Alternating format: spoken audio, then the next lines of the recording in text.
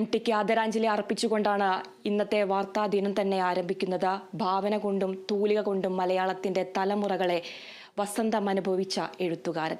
തൂലിക തലപ്പുകൊണ്ട് കഥാവിസ്മയം തീർത്ത മലയാളത്തിന്റെ പ്രിയപ്പെട്ട MTക്ക് വിട. MT എന്ന രണ്ടക്ഷരം ഇനിയില്ല. കഥയുടെ പെരുന്തച്ഛൻ യാത്രയായിരിക്കുകയാണ്. സാഹിത്യത്തിൽ MT കൈവയ്ക്കാത്ത മേഖലകളില്ല. ചെറുകഥ, നോവൽ, തിരക്കഥ, സംവിധാനം തുടങ്ങിയ മേഖലകളിലെല്ലാം പ്രതിഭയായിരുന്നു അദ്ദേഹം. അറിയാത്ത മഹാസമുദ്രങ്ങളെ തേടുന്നതിനേക്കാൾ എനിക്കിഷ്ടം അറിയുന്ന എൻ്റെ നിളകളെക്കുറിച്ച് എഴുതാനാണെന്ന് നിളയോര ഗ്രാമമായ കൂടല്ലൂരിൻ്റെ പുണ്യമായി പിറന്ന വിഖ്യാത എഴുത്തുകാരൻ MT ഒരിക്കൽ പറഞ്ഞിട്ടുണ്ട്.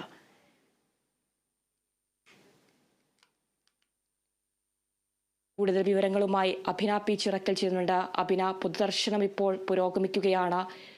അതീവ ഗുരുതരാവസ്ഥയിൽ ആയിരുന്ന MT ഇന്നലെയാണ് മലയാള സാഹിത്യത്തോട് വിട പറഞ്ഞത്. പൊതുദർശനം എങ്ങനെയാണ് പുരോഗമിക്കുന്നത്? കൂടുതൽ വിവരങ്ങൾ.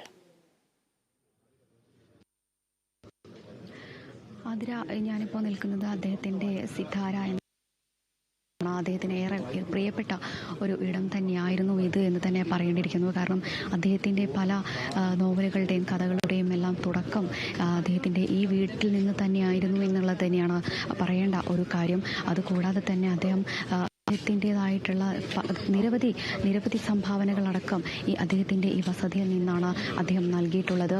ഇന്നലെ കൃത്യം 10 മണിയോട് കൂടിയായിരുന്നു അദ്ദേഹത്തിൻ്റെ മരണം സ്ഥിരീകരിച്ചിരിക്കുന്നത്. അദ്ദേഹത്തിന് ശ്വാസകോശ സംബന്ധമായ അസുഖത്തെ തുടർന്ന് കഴിഞ്ഞ ഒരാഴ്ച മുന്നായിരുന്നു ഈ ബേബി മെമ്മോറിയൽ ആശുപത്രിയിൽ അദ്ദേഹത്തിന് ചികിത്സയ്ക്കായി എത്തിച്ചിരുന്നത്. പിന്നീട് അത് ഹൃദയ സ്തംഭനമാവുകയും പിന്നീട് അത് ഈ ന്യൂമോണിയായി ഒരു സ്ഥിതിയിലേക്കായിരുന്നു ഉണ്ടായിരുന്നത്. എന്നാൽ ഈ ഒരു മരുന്നിനോട് പ്രതികരിച്ചിരുന്നത് എന്തുകൊണ്ടും ഒരു പ്രതീക്ഷ നൽകുന്നതായിരുന്നു. കേരളക്കരയെ തന്നെ അല്ലെങ്കിൽ കോഴിക്കോട്ടുകാരെ തന്നെ സംബന്ധിച്ചിടത്തോളം പ്രതീക്ഷ നൽകുന്ന ഒരു കാര്യം തന്നെയായിരുന്നു ഈ കഴിഞ്ഞ ദിവസങ്ങളിലെല്ലാം തന്നെ എല്ലാവരും നിന്നിരുന്നത് എന്നുള്ളതാണ്. എല്ലാം വിരാമം കുറിച്ചുകൊണ്ടാണ് അദ്ദേഹം ഇന്നലെ വിട വാങ്ങിയിരിക്കുന്നത്. കോഴിക്കോട് സാഹിത്യ നഗരം മതിക്കാനാണ് അല്ലെങ്കിൽ ഏറ്റവും കൂടുതൽ നഷ്ടം എന്ന് പറയേണ്ടിയിരിക്കുന്ന ഒരു സമയം തന്നെയാണ് എന്നുള്ളതാണ്. ഏറ്റവും മൂല്യവത്തായ ഒരു സംശയമില്ല എന്നുള്ളത് തന്നെയാണ്. അദ്ദേഹത്തിനെ ഒരു നോക്ക് കാണാൻ അദ്ദേഹത്തിനെ സംബന്ധിച്ച് അങ്ങനെ ഒരുപാട് പേരോട് ഇടപെടുന്ന അല്ലെങ്കിൽ ഇടപഴകുന്ന ഒരു വ്യക്തിയായിരുന്നില്ല. അദ്ദേഹത്തിൻ്റെ പേര് പോലെ തന്നെ MT ഒരു ശൂന്യമായിരുന്നു അദ്ദേഹത്തിൻ്റെ ജീവിതം. ഇരുണ്ട കാലങ്ങളിലേക്ക് പോകുന്ന അദ്ദേഹത്തിൻ്റെ എഴുത്തുകളും പല നോവലുകളും പല കഥകളും ഒരു ഇരുണ്ട കാലഘട്ടത്തിൽ മാത്രം അല്ലെങ്കിൽ ഇരുണ്ട ജീവിതത്തിൽ മാത്രം ഒതുങ്ങിക്കൂടുന്ന ഒന്നാണ് എന്നുള്ള തുടങ്ങിയ ഒരു വിമർശനവും അദ്ദേഹത്തിനെതിരെ ഉണ്ടായിരുന്നു എന്നുള്ളതായിരുന്നു.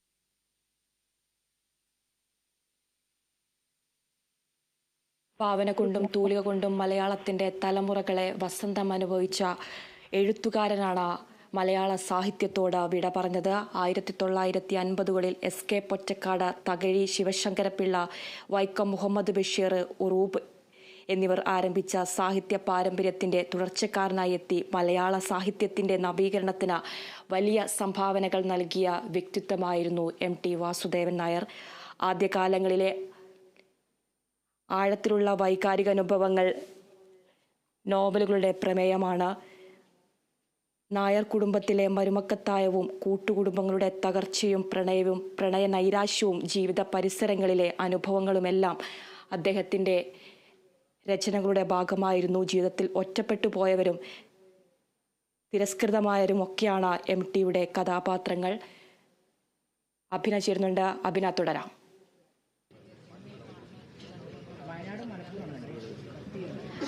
നേരത്തെ സൂചിപ്പിച്ചത്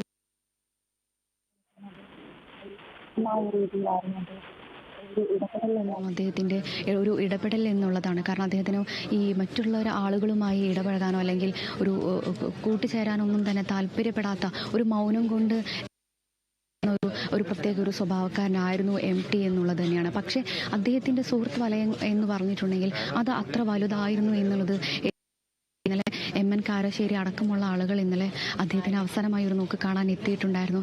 MN കാരശ്ശേരിയെ സംബന്ധിച്ചിടത്തോളം അദ്ദേഹത്തിന് നിരവധി ഓർമ്മകളാണ് ഈ MTയെക്കുറിച്ച് പറയാനുണ്ടായത്. അദ്ദേഹം ഒരു സഹോദരനെ പോലെ തൻ്റെ കൂടെ ഒരു സുഹൃത്തും അതിലുപരി ഒരു സഹോദരനെ പോലെ തന്നോടൊപ്പം തന്നെ നിരവധി പല കാര്യങ്ങളിലും അദ്ദേഹം ഉണ്ടായിരുന്നു എന്നുള്ളതാണ്.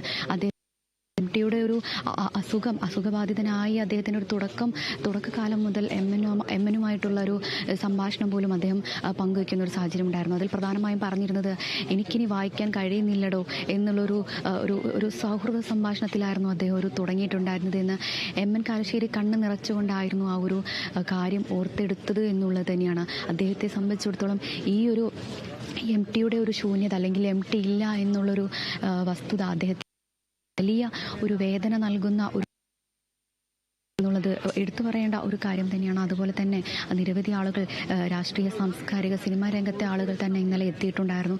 മമ്മൂട്ടിയും അതുപോലെ തന്നെ ഈ രാഷ്ട്രീയ നേതാക്കൾ അബ്ദുറഹിമാൻ AK ശശീന്ദ്രൻ അതുപോലെ തന്നെ മന്ത്രിമാരെല്ലാം തന്നെ പ്രാദേശിക നേതാക്കളടക്കം ഇന്നലെ അദ്ദേഹത്തെ കാണുവാനായി എത്തിയിട്ടുണ്ടായിരുന്നു.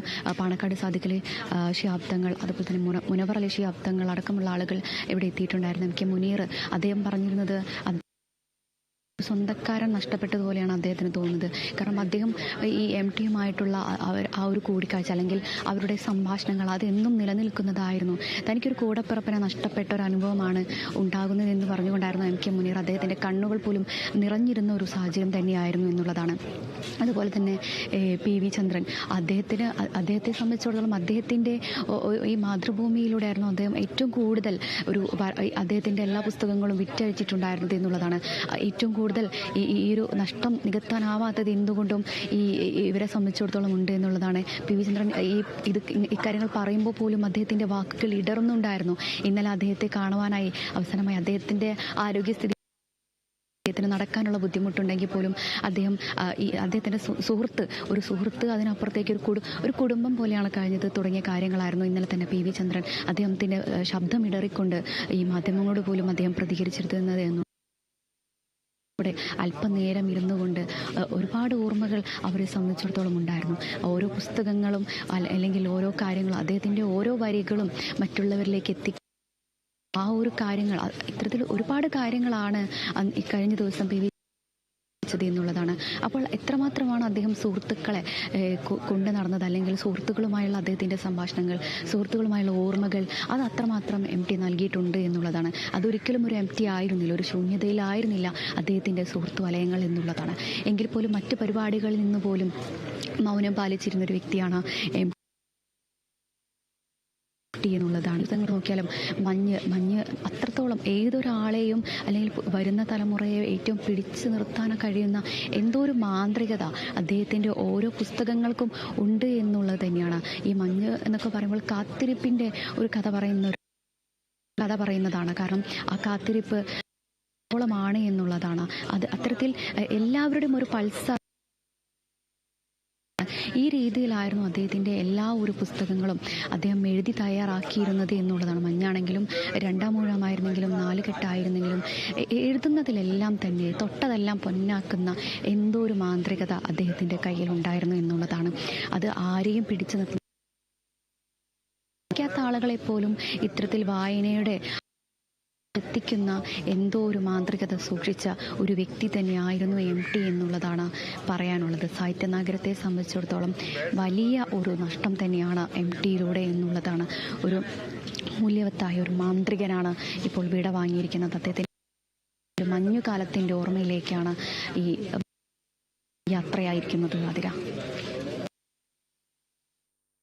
പൊതുദർശനം ഇപ്പോൾ പുരോഗമിക്കുകയാണ്. എത്ര മണിവരെയാണ് വീട്ടിൽ പൊതുദർശനമുള്ളത്? സംസ്കാര ചടങ്ങുകൾ, കൂടുതൽ വിവരങ്ങൾ എങ്ങനെയാണ്? ഇപ്പോഴും നിരവധി ആളുകളാണ് അദ്ദേഹത്തെ അവസാനമായി ഒരു നോക്ക് കാണുവാനായി എത്തുന്നത്. ഇന്നലെ തന്നെ രാഷ്ട്രീയ നേതാക്കളെല്ലാം എത്തിയിട്ടുണ്ട്. എത്തിച്ചേരുമെന്നാണ് അറിയാൻ സാധിച്ചിരിക്കുന്നത്. അദ്ദേഹം ഇന്നലെ തന്നെ ഗസ്റ്റ് ഹൗസിൽ എത്തിയിട്ടുണ്ടായിരുന്നു. തുടർന്ന് അദ്ദേഹം അനുശോചനം രേഖപ്പെടുത്തിയിരുന്നു. ഈ സാഹിത്യ ലോകത്തിന് തന്നെ ഒരിക്കലും നികത്താവാത്തൊരു നഷ്ടം തന്നെയാണ് സംഭവിച്ചിരിക്കുന്നത് എന്നായിരുന്നു അദ്ദേഹം പറഞ്ഞിരുന്നത്. ഒരു വലിയൊരു നഷ്ടം തന്നെയാണ് കേരളക്കരയ്ക്കാകെ സംഭവിച്ചത് എന്നായിരുന്നു മുഖ്യമന്ത്രി അടക്കം പറഞ്ഞിരുന്നത്. ഇപ്പോഴും നിരവധി ആളുകളാണ് അദ്ദേഹത്തെ കാണുവാനായി അദ്ദേഹത്തിൻ്റെ സിത്താര വസതിയിലേക്ക് എത്തിച്ചേരുന്നത്. ഈ പൊതുദർശനം മണിവരെയാണ് അദ്ദേഹത്തിൻ്റെ വസതിയിൽ വെച്ച് മാത്രമായിരിക്കും നടക്കുക. അത് അദ്ദേഹത്തിൻ്റെ ആവശ്യപ്രകാരം മാത്രമായിരുന്നു. അദ്ദേഹം ആദ്യം പറഞ്ഞിട്ടുണ്ടായിരുന്നു തനിക്ക് ഈ ഒരു പൊതുദർശനത്തിനോടൊന്നും താല്പര്യമില്ല, തന്നെ എവിടെയും വെക്കരുത് തുടങ്ങിയ കാര്യങ്ങൾ ആദ്യം തന്നെ അദ്ദേഹം കുടുംബത്തിനോട് പറഞ്ഞതായാണ് അതുകൊണ്ട് വീട്ടിലായിരിക്കും 4 മണി വരെ ഈ പൊതുദർശനം ഉണ്ടാവുക. മാവൂർ റോഡിലെ ശ്മശാനത്തിൽ ഈ പാട്ടിൻ്റെ ഒരു കാര്യം എന്ന് പറഞ്ഞിട്ടുണ്ടെങ്കിൽ അത് നവീകരിച്ചുകൊണ്ടിരിക്കുകയാണ്. ശ്മശാനത്തിലേക്ക് എത്തുന്നത് എന്നുള്ളതും കൂടിയുണ്ട്. കാരണം ഈ ഒരു നവീകരണ പരിപാടികളെല്ലാം അവിടെ തുടർന്നുകൊണ്ടിരിക്കുകയാണ്. ഈ ഉദ്ഘാടന ചടങ്ങുകളൊന്നും കഴിഞ്ഞിട്ടില്ല എന്നുള്ളതും എടുത്തു പറയേണ്ട ഒരു കാര്യം തന്നെയാണ്. ആ ഒരു അല്ലെങ്കിൽ നവീകരിച്ചു കൊണ്ടിരിക്കുന്ന ഈ ശ്മശാനത്തിലേക്കാണ് അദ്ദേഹത്തെ കൊണ്ടുപോകുന്നത് എന്നുള്ളതാണ്. 5 മണി അദ്ദേഹത്തിൻ്റെ സംസ്കാര ചടങ്ങുകൾ എല്ലാം നടക്കുക. എന്തായാലും ഇനിയും നിരവധി ആളുകൾ ഇപ്പോൾ തന്നെ അദ്ദേഹത്തിൻ്റെ ഈ ഒരു മരണവാർത്ത അറിഞ്ഞ് ഇന്നലെ തന്നെ നിരവധി ആളുകളാണ് എത്തിയിട്ടുള്ളത്. ഇപ്പോൾ അദ്ദേഹത്തിൻ്റെ കുടുംബം അദ്ദേഹത്തിൻ്റെ തൊട്ടരികിൽ തന്നെയുണ്ട്. അദ്ദേഹത്തിൻ്റെ ഭാര്യയും അതുപോലെ തന്നെ മകൾ അശ്വതിയും അടക്കമുള്ള ആളുകൾ അദ്ദേഹത്തിനോടൊപ്പം തന്നെ നിൽക്കുന്നുണ്ട്. കുടുംബാംഗങ്ങളെല്ലാം തന്നെ അദ്ദേഹത്തിനോടൊപ്പം തന്നെ അദ്ദേഹത്തിൻ്റെ വീട്ടിലും ഇരിക്കുന്നുണ്ട് എന്നുള്ളതാണ്. ഇപ്പോഴും പ്രാദേശിക നേതാക്കളുടെ ഒരു ഒഴുക്ക് തന്നെ ഇപ്പോൾ ഇങ്ങോട്ട്. അതുകൂടാതെ തന്നെ ഈ വീടിനടുത്തുള്ള അദ്ദേഹത്തിൻ്റെ ആസ്തികളടക്കം അദ്ദേഹത്തിനെ കാണുവാനായി വരുന്നുണ്ട്. കൂടാതെ നിരവധി ആളുകൾ ഇവിടെ എത്തുന്ന ഒരു സാഹചര്യത്തിൽ നിരവധി ആളുകൾ എത്തുന്ന ഒരു സാഹചര്യത്തിൽ തന്നെ വലിയൊരു തിരക്ക് തന്നെയാണ് ഇവിടെ അനുഭവപ്പെടുന്നത്. ഏതായാലും ഈ ഒരു തിരക്കെല്ലാം പോലീസുകാർ നിയന്ത്രിക്കാനും ശ്രമിക്കുന്നുണ്ട് എന്നുള്ളത് തന്നെയാണ് ഈ ആളുകളെ അദ്ദേഹത്തിലേക്ക് അടുപ്പിച്ചത് എന്നുള്ളത് തന്നെയാണ്. കാരണം ഞാൻ നേരത്തെ സൂചിപ്പിച്ചിരുന്നു, അദ്ദേഹത്തിൻ്റെ ഓരോ നോവലുകൾ എടുത്തു കഴിഞ്ഞാലും കഥകളായാലും ചെറുകഥകളായാലും ഈ കുട്ടികൾക്ക് പോലുമുള്ളൊരു കഥകൾ എഴുതുമ്പോൾ പോലും അതത്രയും ഓരോരുത്തരുടെയും പൾസ് അറിഞ്ഞുകൊണ്ട് എഴുതാൻ പറ്റുന്ന ഒരു സാഹിത്യകാരൻ എന്ന് തന്നെയാണ് അദ്ദേഹത്തെ വിശേഷിപ്പിക്കേണ്ടിയിരിക്കുന്നത്. കൂടാതെ തന്നെ അദ്ദേഹത്തിൻ്റെ സിനിമകളിലെ സംഭാവനകൾ പോലും അത്രയും വലിയ ആരെയും പിടിച്ചു നിർത്തുന്ന അല്ലെങ്കിൽ ആളെ ചിന്തിപ്പിക്കുന്ന ഒരു എഴുത്തുകളായിരുന്നു അദ്ദേഹത്തിൻ്റേത് എന്നുള്ളതാണ്. അത്തരത്തിൽ ആ ഒരു സംഭാവന തന്നെയാണ് ഇത്രയധികം ആളുകളെ ഇങ്ങോട്ടേക്ക് അടുപ്പിക്കുന്നത് എന്നുള്ളത് തന്നെയാണ് അതിര.